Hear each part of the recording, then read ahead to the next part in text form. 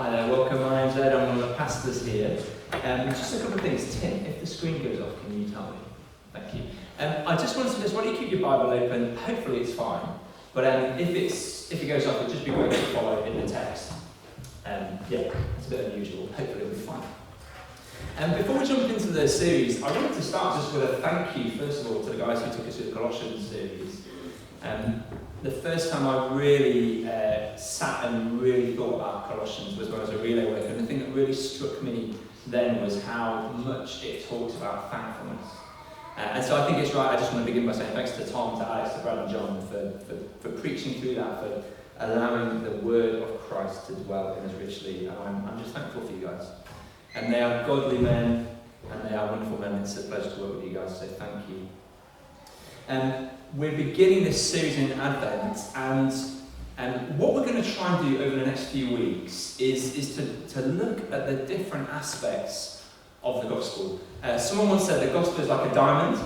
A diamond has lots of different facets, different ways that you can look at it. It's very beautiful, and then the gospel, like a diamond, has lots of different angles.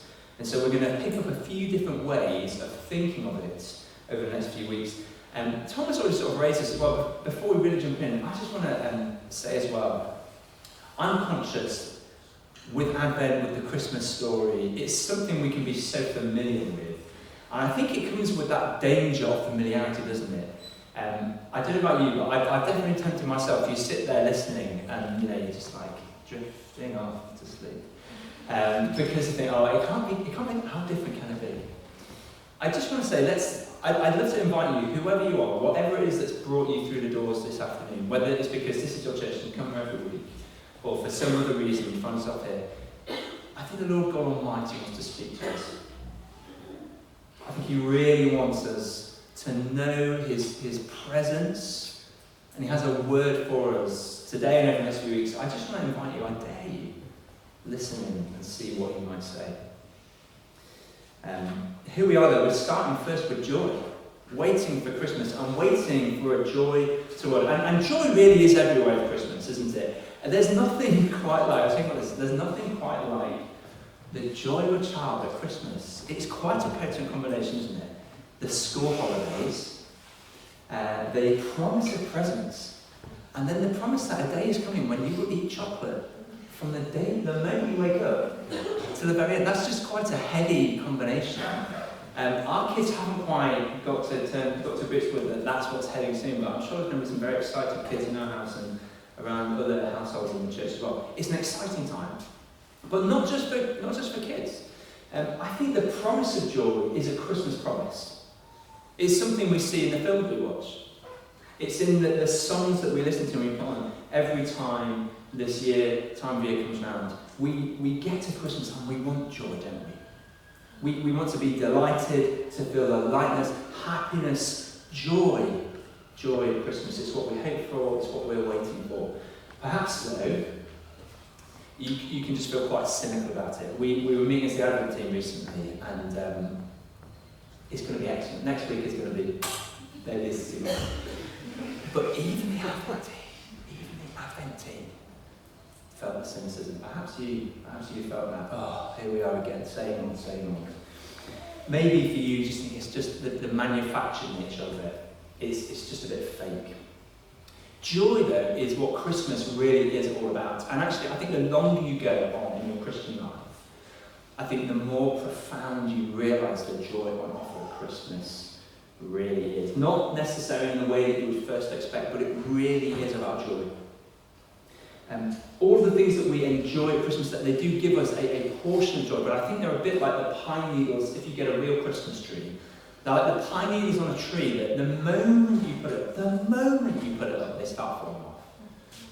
Aren't they the things that we look to? I mean, I love mince pies, I'd eat them all year round. I don't love them, do I?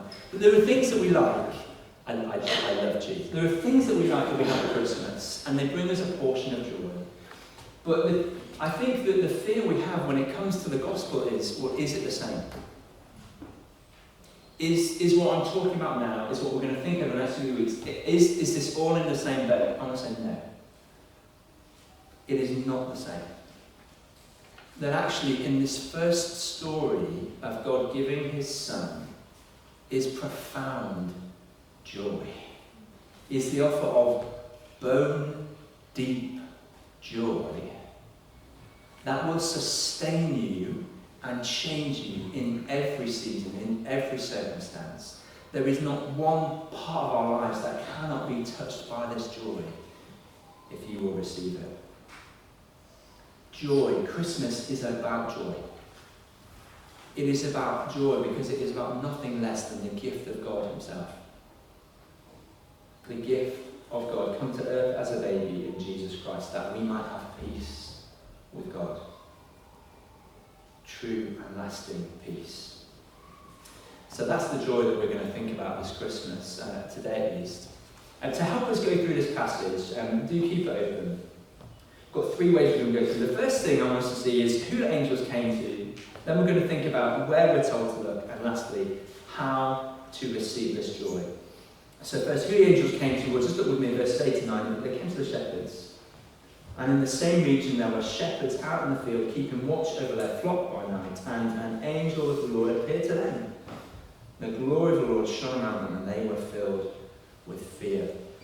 When I was a child, I don't know if you've done nativities. I remember one particular nativity stands out to me. I think I was 5 or 6. And my friend Billy, he was my best friend, he was a shepherd. And I just wished I was a shepherd. He looked a bit like this. I mean, it's not quite the classic tea towel and dressing gown, but Billy was a cool shepherd. The Spice Girls were pretty big back then. I don't know why, but the whole nativity we used the Spice Girls thing. So anyway, Billy's a shepherd, and he comes on, and he's got his sheep, and they come on and do this really fun dance where they sit around, and it was really quite exciting with the Spice Girls. And I was like, wow, I wish I was a shepherd like Billy. But I was too scared, so I was just in the chorus, and that's fine. Here's the thing. I hope you're not surprised to hear there's a bit more to what's going on than just cute children and nativities. It's not. Seeing that the angels came to shepherds, there's quite a lot more going on. When we understand who they were, when we understand how people thought about them, how they spoke about them, we begin to see something more about this joy. Here's how one writer described shepherds as they were perceived in the first century. He said, because they could prey on lonely travellers, they were often suspected of practising the craft of robbers. Their prolonged absences and ill repute disqualified them from being a legal witness. A 3rd century rabbi once said, there is no more despised occupation in the world than that of shepherds. The angels came and announced their offer of joy to these such people. To people the world despised. Men that the world wanted to exclude, actively excluded, despised, derided, looked down on as dirty. Do you see what this means? It means that when the angel says in verse 10, I bring you good news of great joy that will be for all people. For all people. They really mean it. Christianity, the offer of joy at Christmas, is really for everyone. Perhaps we're used to saying that, it chops off the tongue so easily, but it really is for everyone. No group, no kind of person is excluded from this offer. It's the most inclusive invitation the world has known. That's why the shepherds came. So that's why the angels came to the shepherds, not just so we can have cute nativities, but so that we might know that everyone, everywhere, whenever they hear of this joy, could be completely sure this really is for them. So that you can know today, whoever you are, whatever your story, no matter what you think of yourself or what others might think of you, you can be sure that God invites you to know this joy. This joy is for you. The joy of peace with God that came that first Christmas as Jesus was born. By coming to the shepherds, we can be sure that this offer of joy is an offer for everyone. Before we move on, I think there's one other thing I want us to see here. I think there's a subtle comparison going on here too. There's a couple of places in the passage we hear the word all. First we see it in verse 1, where all the world is compelled to go and register. we see the power of Augustus compelling. You think of if you yourself have been pregnant, your partner or spouse has been pregnant, or you've just had somebody pregnant in your family, to think of the horrible journey that Mary must have to go on is really quite something. Augustus compelled obedience to this decree. Probably, a commentator said probably so that he could enlarge his tax base. So we're seeing just a subtle comparison here. We have power used to compel all people, and yet what do we see here in verse 10? Fear not, for behold, I bring you good news of great joy. That will be for all people. We're beginning to see something of the character of this God, who invites all people, and how he uses that power. Unlike Augustus, he doesn't demand, but he is one who gives. And we see that in where we're told to look. We see this so much more clearly. You might have just noticed 3 times in the passage we're told where the baby Jesus lay.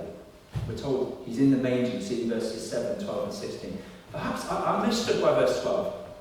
This is said by the angels. They say, and this will be a sign for you. You will find a baby wrapped in swaddling cloths and lying in a manger. Now, if you start to think about it, it's quite a strange thing to say, isn't it? It's quite a strange thing. And it's strange because you've got angels saying it. We have this really bizarre thing. Have you thought about this? Angels have appeared. Angelic beings. And they're saying, don't look at us, guys. Go and look at this animal feeding trough. That's weird. We're supposed to get that. If so far you've been thinking, this is weird. You're right. It is weird. Why? Why are we being told to look in the manger? That's the important thing. Who is there? Well, the person who's there is this child, who is not an ordinary child, but God himself. And God himself, when he came, has chosen not to come to the palatial hills of Rome, the seat of power, but this dirty, smelly stable. Probably a cave. A cold, dark cave outside of Bethlehem where animals were kept. And they're saying, look here. Look at this child lying in a manger. The one who lays there, Luke says earlier in chapter 1, the child to be born will be called Holy, the Son of God. Lying in this dirty, smelly stable is a little boy who we include. A little boy who, as he was born, cried out and his lungs were filled with air. A little boy who lay at his mother's breast to be nursed, who was held by exhausted hands. And at the same time, he was the one who made the world. The Holy One, the creator of all things, became this weak and helpless child. He didn't come in strength and power and glory. He came in helplessness. He came in humility. He left the joys of heaven to become a homeless child, to be laid in an animal feeding trough. I think, like the shepherds, we sometimes really sanitize this. We think of it as beautiful. Just the next slide. This is a story that Marnie likes to have read to her every now and again. And we look at it and think, gosh, that's so nice. Look at that straw. I mean, it must have been quite cosy. I think the reality was quite different. Can we have a slide, please? This quote from Bono, that great theologian: God entered the world on the floor of a stable, through the womb of a teenage girl, in the filth and the straw. The rest of the quote is quite explicit, and I won't read it here, but I think he captures something of what's actually going on here. We can approach this story, and if we want, we can really hold it at arm's length and think, this is nice. What a nice story. Oh, what a nice. The kids are so cute. We can think of it. But the reality of where he would have come would be a bit more like this. There would have been a stone trough a cold, dark hillside, the air filled with the stench of animals, of feces, of muck.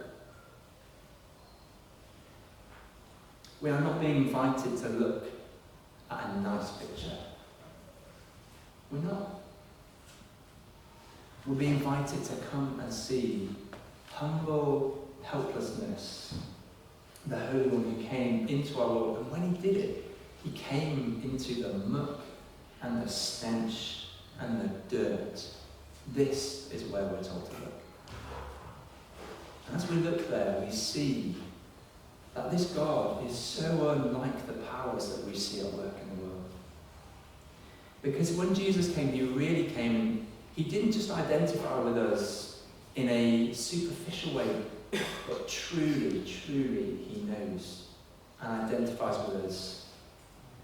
He has left the luxury and joys and delights that he was owed and reserved and entered into brokenness. He entered into mess. God knows exactly what it is like to live in mess.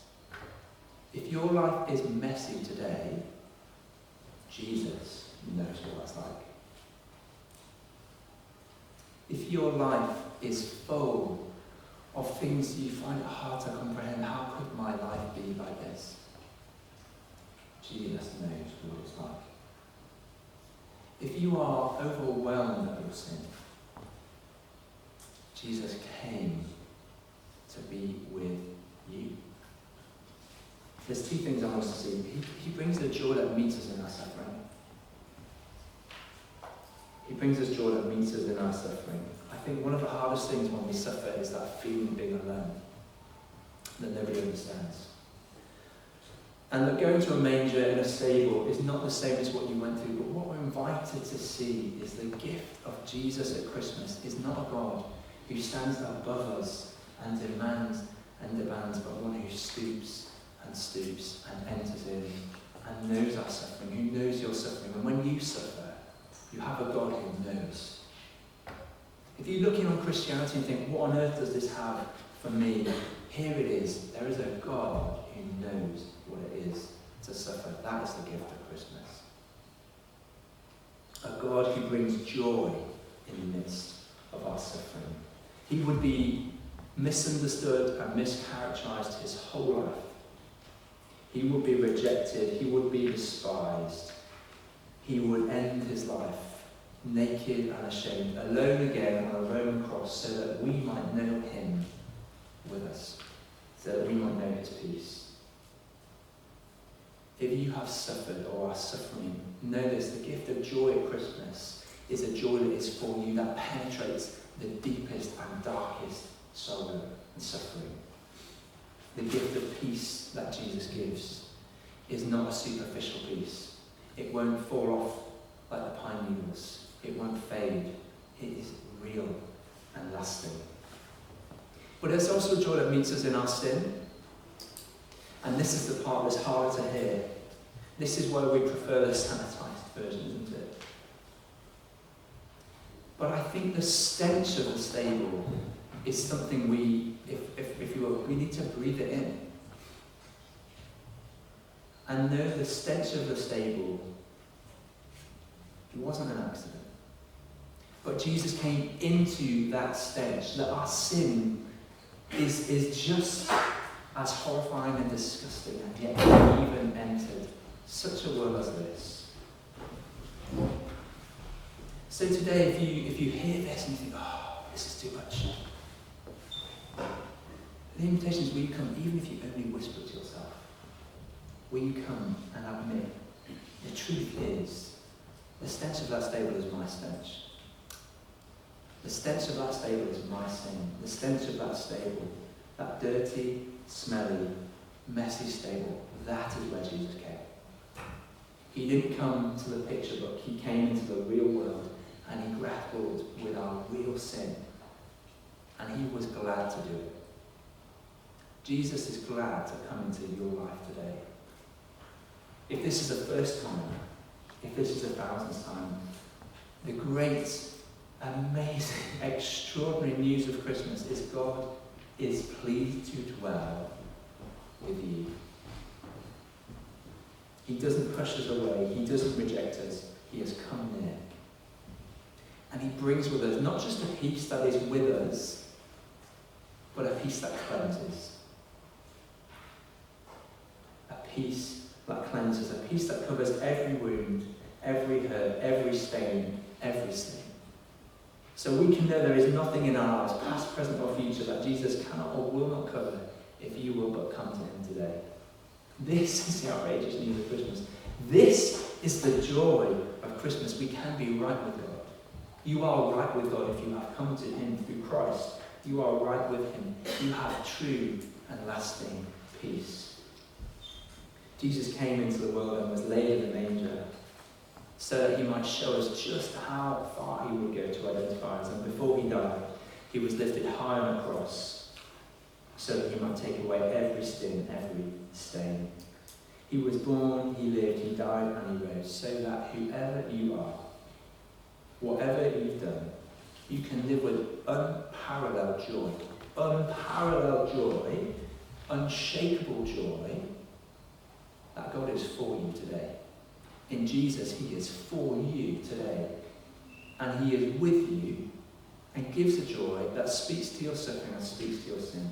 It was the joy of the shepherds, it is the joy for everyone, it is the joy Jesus offers you today. So then lastly, how do we receive this? I think there's probably some of us in the room who your honest question is, really? Is it like, really? I don't feel very joyful. I've been a Christian for a while. Really? Is this true? Or maybe you look in and you're honest, you know you're not a follower of Jesus. And also you know you've met a bunch of Christians who are not especially joyful either. And your question is, really? Is Christmas really about joy? Is Christianity really about joy? However you phrase it, the question needs to be answered, isn't it? Whether we follow Jesus or not, the invitation really is to know joy. And we know this joy, and we receive this joy by doing the same as the shepherds. We go and we look at the Christ who lay in the manger. And we don't just look there, but come to him as you really are. So often we feel like we have to put a face on things, don't we? I don't like people seeing me in my weakness. I don't like people seeing me in my sin. And the very last thing I want to do is talk about that. And I think that's just a really normal experience, isn't it? It can be hard to bear, hard to look at. Here's an invitation. Come as you are to Jesus. You don't have to clean yourself up. Come genuinely as you are to Jesus. Come and give him your sin. Come and give him every harsh word, every terrible thought, every dreadful deed. Don't try and hide your sin. The temptations we often have are, I'm just going to minimize it. I'm going to sort of rationalize it away. I was tired. I didn't really mean it. That's not who I am. Don't do that.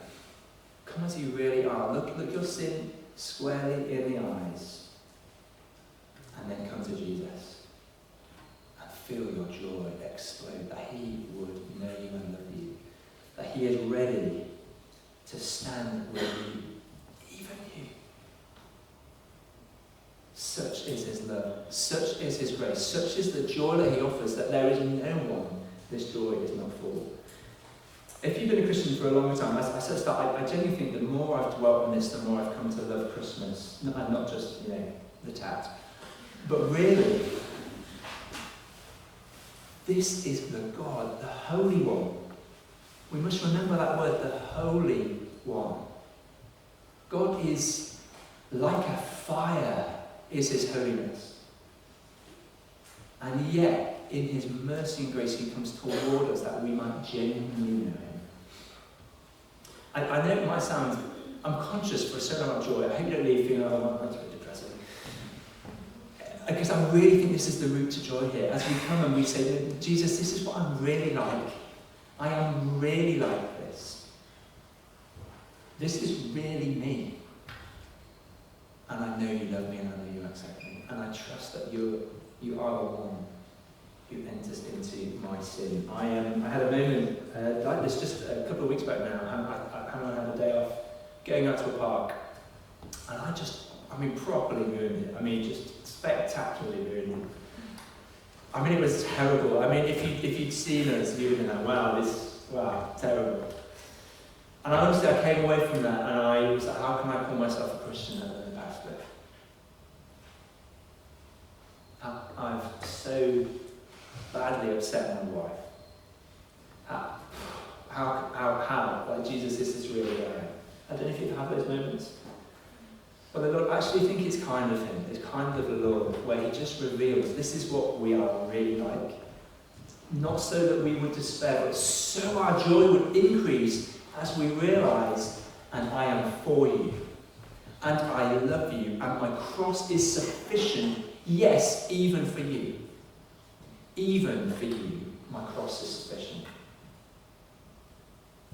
It is moments like these when our joy grows exponentially, because it is moments like that that we realise this is the Christ who lay in the manger. He lay in the filth and the dirt so that we could know He really is for us. He is with us, and He is with you. So whoever you are, we do the same as the shepherds. We come to the manger.